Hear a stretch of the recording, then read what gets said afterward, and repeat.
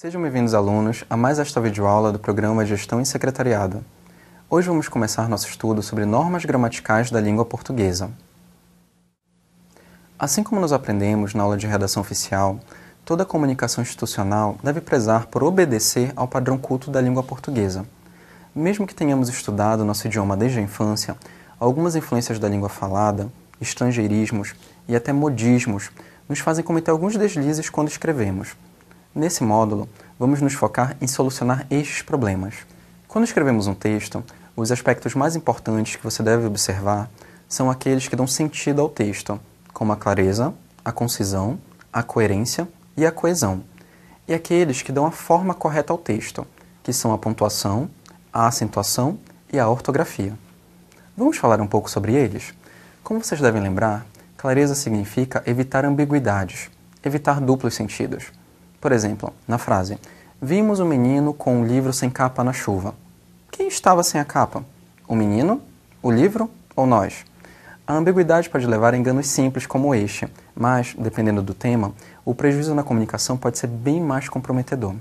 Outros aspectos que também ajudam o texto a se tornar claro são, primeiramente, a coerência, isso é, harmonizar as ideias em uma sequência lógica, de acordo com aquilo que conhecemos da realidade, e também a coesão, ou seja, evitar o excesso de palavras repetidas.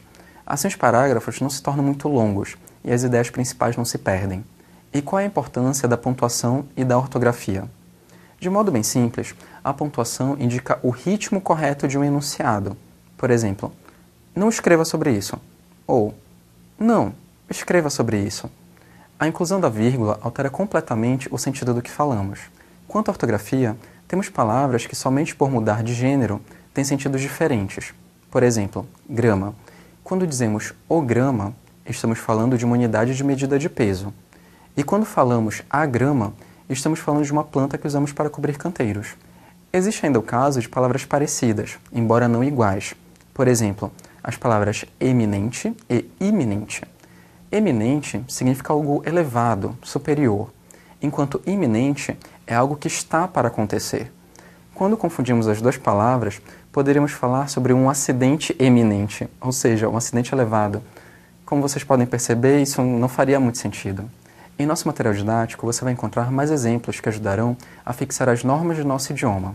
Agora convido vocês a explorar nosso material didático de apoio e a continuar nosso trabalho com as discussões no fórum e nas atividades. Até lá!